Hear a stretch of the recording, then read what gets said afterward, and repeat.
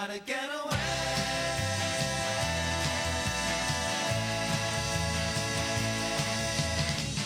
What you gonna do?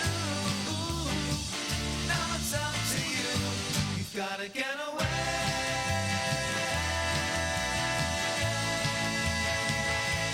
One more time in your mind.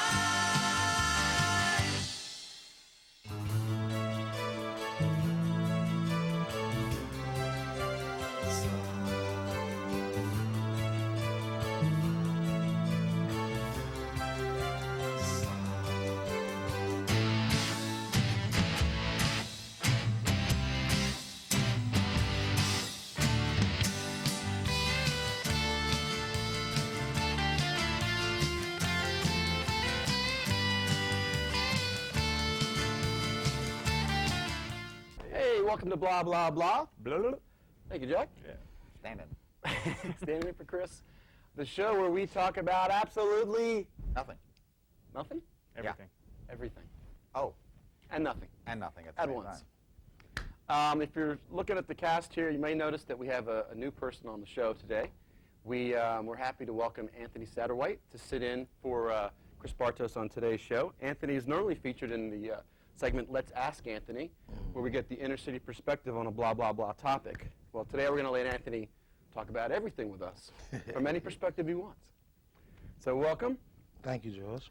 And also, of course, I'm the host, George Bernardo, Jorge Bernardo, either one works. And Jack Alberts on my left.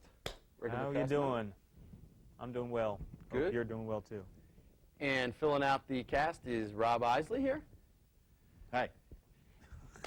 And without further ado, let's go ahead and get started with today's topics. On today's show, we're going to talk about left out of the conversation. Oh boy. Oh, no. We're also going to talk about talking to strangers, or gotta go. And finally, we're going to talk about those pesky pedestrians. Ugh. I'm sure they feel the same way about us drivers, but hey, we get our turn today. So first topic today is left out of the conversation. Now, I got the idea for this topic driving with some friends somewhere, and you know, it's also bad when we're in the back seat of a car and people are talking in the front You seat. can't quite hear what they're saying? Can't quite hear it. That's a topic all to itself. Yeah. But I think it was two women. I think they were talking about, you know, like shades of lipstick or whatever for like 20 minutes. And I was completely left out of the conversation. So, you know, I felt a little frustrated, but I just decided, well, it's their time. But after a while, I thought, that's kind of rude, you know? Yeah. I mean, I'm not doing it on purpose, but I kind of feel like, okay, guys, do something to include me. So do you think people leave people out of conversations to be rude, or you think it's just they're not thinking? What do you think, Anthony? Sometimes it's not to be rude. I mean, if you just don't know what they're talking about, you don't know what they're talking about. But me personally, I try to do, if I want to get in the conversation, I would just say something more impressive than what they talk about. Hey, have you ever been to the Kennedy's house in McLean, Virginia? Beautiful estate, you know what I'm saying? Change the subject. Yeah, so forget what they told. They like, Yeah. the Kennedys, you know. Exactly. So sometimes to get out of a situation like that, if you talk about something a little bit more important or something a little bit more subtle, you know, they might just start listening to what you're saying, and they not even. Though it's probably not a good idea to start off with, why don't we talk about something more important?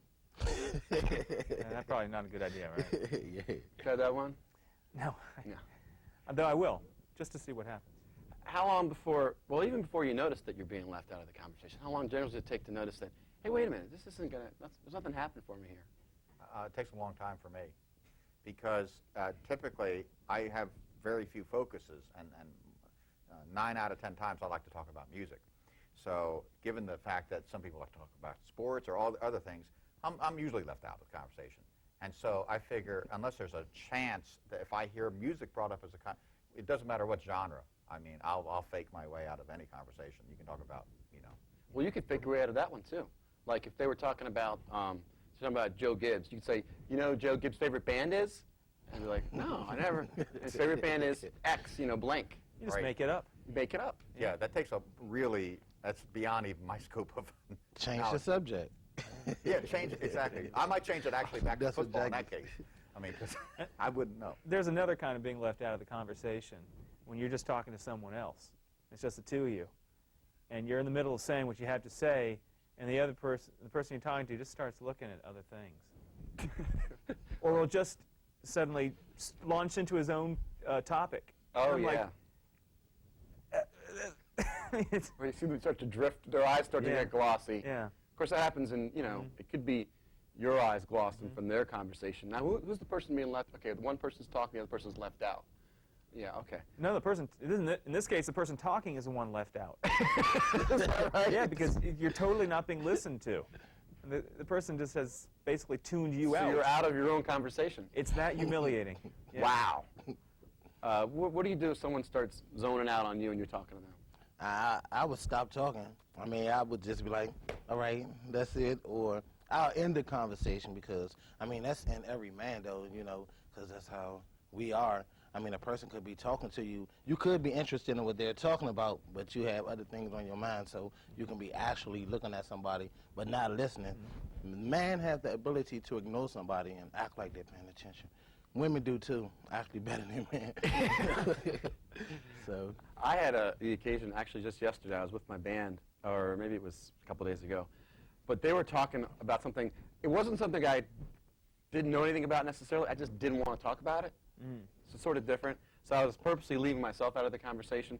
But then I decided that I wanted to talk. So what I would do is I would throw in these little ad libs where I was making up facts about what they were talking about. Ah, just to mock them. Yeah, to mock them, and I thought it was obvious that I was making it up. But then they started quoting me on, well, you heard what George said about that, and I was like, I was just kidding. I think the topic was history or something. Should never have let on, man. That would have been a hoot. I don't know. I mean, just think they're on Jeopardy a few months from now, and they get the question wrong because of the wrong fact that you threw out there, the made-up stuff. Any other thoughts about being left out of the conversation? You ever do it purposely to somebody, like, you know what, I'm going to talk to this person about X so that this person can't get involved? Yeah, I mean, the people who have diarrhea of the mouth.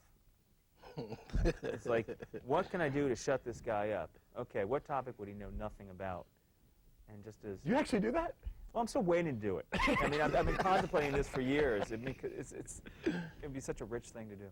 Yeah.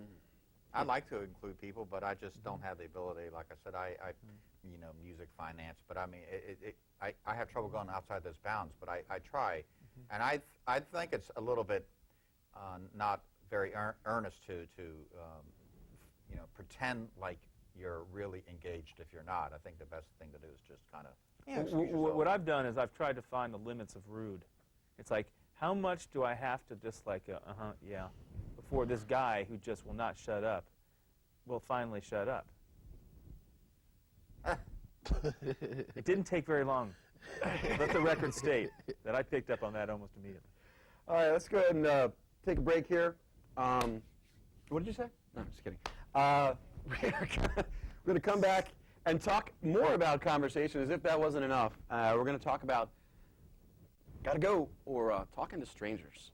We'll be right back with more blah, blah, blah.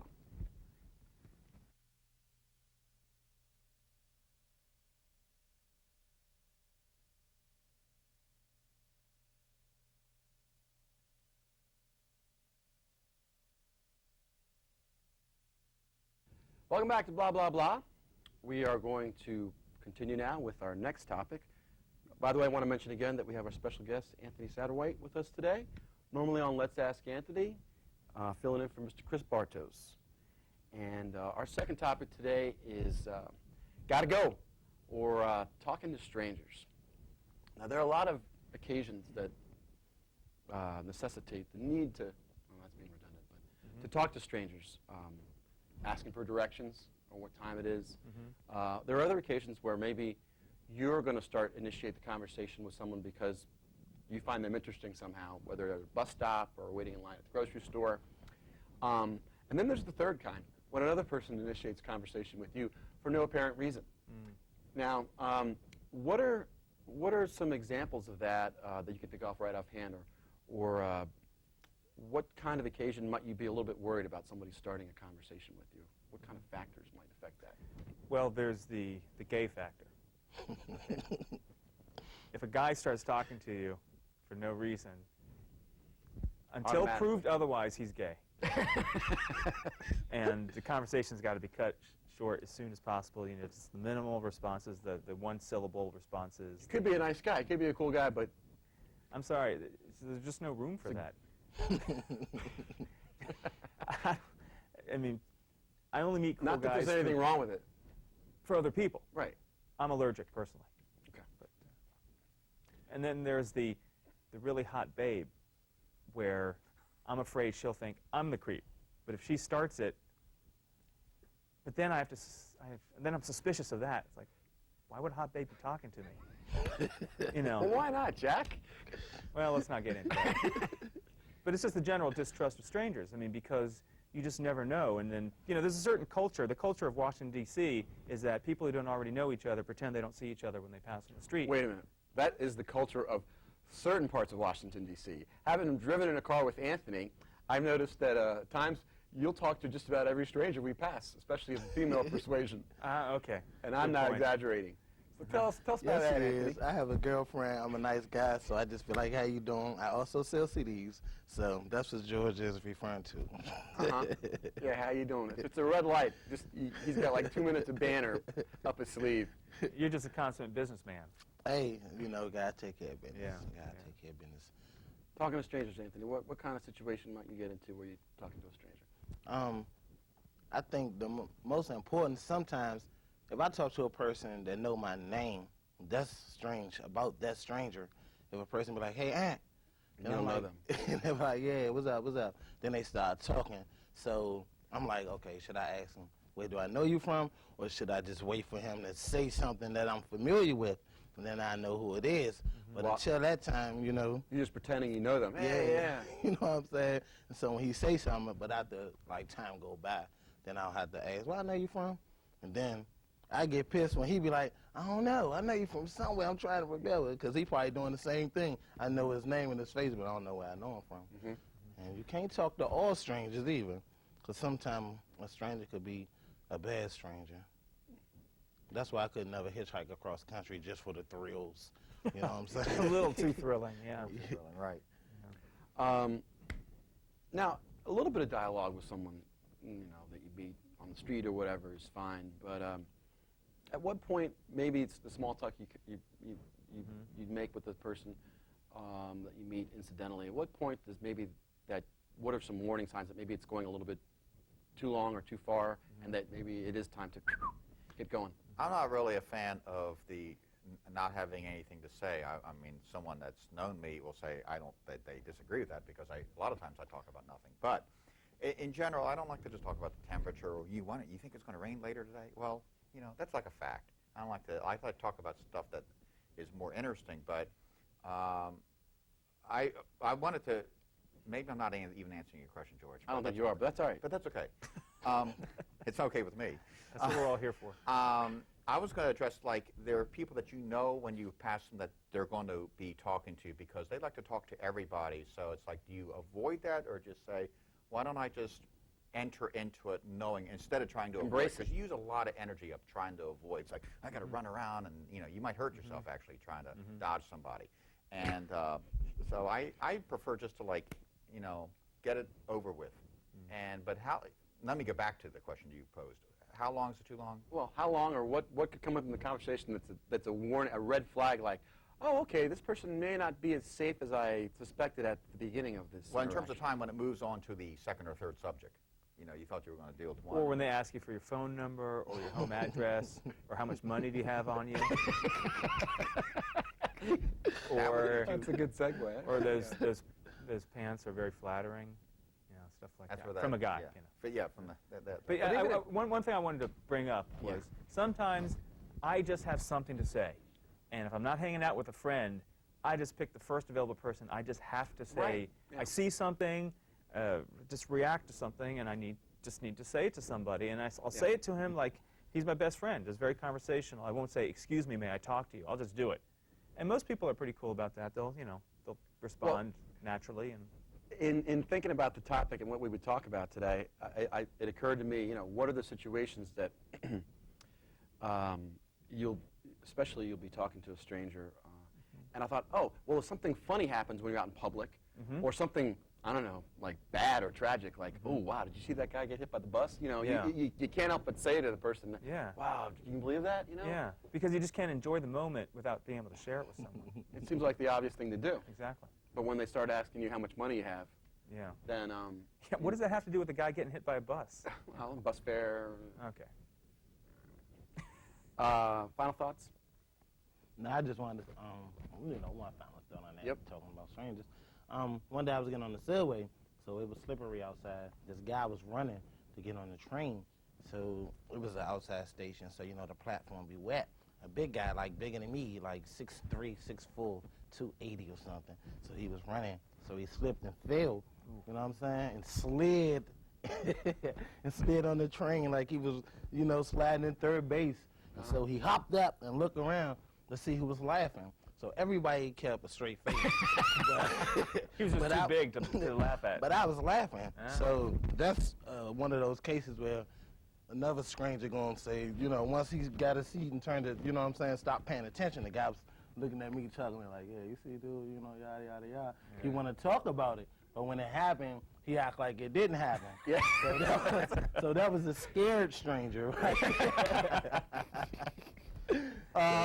Let's Stranger three-way. It's the dynamics. That's a new one. Always learn. It's an educational show if you're not careful. Why don't we take a break? Yeah.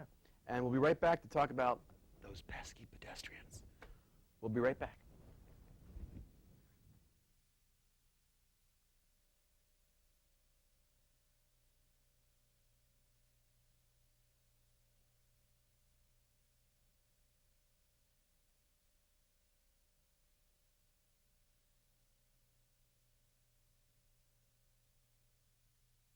Welcome back to Blah, Blah, Blah.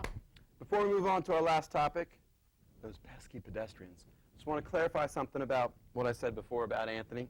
And in our travels, he might talk to I'm going to say it's the occasional person he'll say hello to. I was exaggerating for the effect of television, that maybe you talk to every person we would drive by and pass, but I don't want to get you in any trouble here, buddy. So. That's fine. Thank you, Joe. That's for you, Sharice. Anyway, our last topic today is about pedestrians. Now, okay, I understand the pedestrians have the right of way when they're in the crosswalk, but I got a little problem with the pedestrian when I'm driving along in the city, and doing 30 miles an hour, whatever it is. Got a green light. It's been green since I drove up, and all of a sudden, someone starts crossing, and not only do they not look up, but they sort of passive aggressively, like, that they know maybe that you're there. I guess.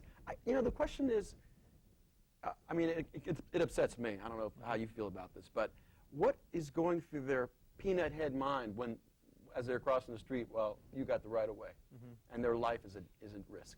Nah, nah, nah, nah, nah. I have the right of way. Is there? What do you think, Rob? What else could be going through their head? I think they feel empowered by the law or something, or they think they're made of some kind of, they're like a robot and nothing can hurt them. But I really don't think it's that. I think it's that they feel they will not be hit because the law is on their side, which the law sometimes, in the case, unless they're crossing against a light, but the law generally is on the side of the pedestrian. The law is. Laws of natural physics, however. They're a little different. May not be. Yeah. Let's give them the benefit of the doubt in this particular situation. Say that they don't realize you're coming, and they didn't see the red hand there that said "Don't walk," or the letters that said "Don't walk." What else might be going through their mind that they're just so out of it? They just trying to get to where they were going, in a hurry, But I want to go back to something that Rob said when he was like, the law on their side. In Southeast, some of them police will run you over if they're in a hurry. You know what I'm saying? So, I guess downtown, that's where they do it a whole lot. The light will be green, and the sign will be saying don't walk, but they just be going. And they will walk right in front of your car, like you. You know what I'm saying? And that should be a law right there. I always thought that I was hard on pedestrians because of just the example I gave. Until I went to New York City, or was in New York City, and noticed in Manhattan that when the light is green, whoever's looking at the green light has the right-of-way, and pedestrians don't cross. If they cross, they know that they got to A, hustle to get across if there's a car coming, or B, just don't cross at all, because it's like a 50-50 split up there. Now, in Washington, the rules are different. People will challenge you. In New York, those people are all 6 feet under now, the ones that challenge the drivers. But let me ask you this. When the pedestrians, they're ready to cross the street, they look across and they see a sign that says, don't walk. Why do they go? Because they don't really believe the sign. The sign, it says, because it's true, it says don't walk well before the light, the car lights actually change, because they're figuring it takes this much time to cross the street. So if you start here, by the time you get near the other side, the light will have changed. So when people know that, they figure that out, they figure, well, yeah, it must have just turned don't walk. I'll make it. Or I'll just go faster than your average slowpoke. Maybe that's it. What are some other things pedestrians may do to incite rage? The pedestrians? I think just not like realizing when the guy, person's been waiting, it says no turn on red. And this is the kind of thing that, the pedestrian has the right of way, but the guy's been waiting forever. It says no turn on red, so the driver can't do anything. Pedestrian's going to have plenty of time. But the driver, and so they purposely, I think they're not even looking around to see, maybe the driver wants to go somewhere too, because both people want to go somewhere. And the pedestrian has more opportunities. Driver, if you go through a red light, you might get away with jaywalking, right? I mean, that's fine. You drive and you go through that, you're probably going to get like a $100 ticket and points. So who's got the edge there? Pedestrian can cross pretty much any time they want. For jaywalking, they can't give you points. I mean, you don't have last time I checked, you don't have a walker license. You have a driver's license. Well, some people do. Some senior citizens do. Yeah. And when this what I don't like, what really makes me mad about that, when they see you, when they walking across the street and they see you, and they keep the same pace. They don't even try to at least hurry up out of the street. Okay. They look at you like A battle of wills. That's a good setup, because if that happens, what can you do as the driver to let them know of your displeasure? Or what have you done? I've done on occasion is kind of go around and kind of accelerate a little bit. But if they hit if I'm having a bad day, it's like, don't mess with me when I'm having a bad day. And what if I spilled coffee right then? They're dead. Yeah. If it's spilled, Always have a cup of coffee in your car. So if you do hit them, you spill some on your leg and say, "I spilled the coffee. I looked down." Or That's just say, why I hit 'em. "Hey, I was in the middle of a phone conversation. I couldn't be looking through the windshield." Hopefully not business to take hopefully care not of. the district. I had a pedestrian cross totally in front of a green light, and she passed right behind. I saw her to my right, and she passed right behind me, and I'm thinking, what kind of nut is this? There's traffic moving. And then I looked in my rearview mirror. I noticed the car in the right lane was still sitting, and had been sitting when I drove through. You went through But it. I'm thinking, the light was green, I think. Oh, so maybe you were wrong. Yeah. No, that happens. Yeah. We're having so much fun. We're running out of time here, but I want to say thank Anthony Satterthwaite for sitting in for Chris today. And round of applause from the Blah Blah Blahcast. Yeah. And we're out of time. We will. One last thing. Yeah. Mikael Manoukian has taken that trip across the country. Oh, yeah. And so he's taken his juggling act across America. And I just wanted to check in with Mikael. We've got a remote camera out there. I believe he's in Seattle right now. I thought he was out at Falls Church. Oh. No, he's all the way across the country now. He's in Seattle, so why don't we go out to Seattle and see if we can talk to Mikael for a second here before we finish the show. Here comes Mikael. I think he should be coming into the frame any Oh, there he goes. There he goes. Hey, Mikael. Hey, George. You've been juggling nonstop since Washington, D.C.? That's right, my hometown. I've come across the country, and here I am in Seattle. Wow. I just can't believe that a person can be walking and juggling for that long. But tell us why you're doing it. Well, George, I'm part of a group called J.U.M.P, Jugglers United to Move Places. And I'm actually spreading the gospel of juggling, how it's good for you, how it makes you feel good, makes you look good. Well, judging by the skyline there, it appears you're in Seattle. So what have you been doing out there? Well, George, I've been walking the streets. As a matter of fact, the other day I had a nice meal at the Virginia Inn, which was on 1st and Vanguard, I believe. And wow, what a delicious meal. And the waitress actually helped me eat while I juggled all at the same time. That's tremendous. And what about the coffee? I'm sure it's exceptional out there. George, the coffee is all over the place out here. They have Tully's, of course they have Starbucks, this is the capital of Starbucks, and Seattle's Best, which actually started a year or two before Starbucks.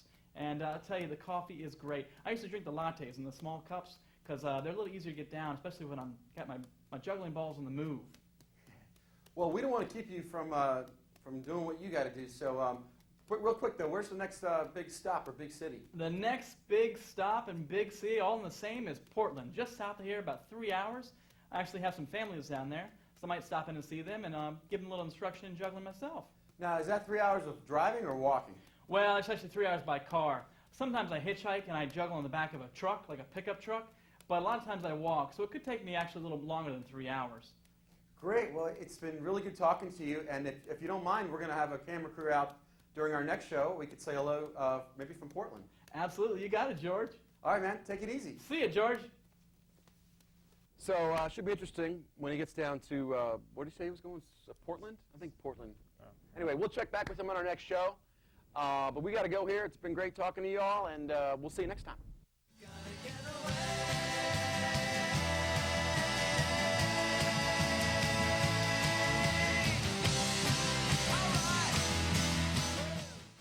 That was fun, man. Yeah. That was real fun. That was real fun. Damn! I'm excited. Turn off your mics. Turn off your mics. I'm on blah. You're on blah. Yeah. It was good. That's remarkable. With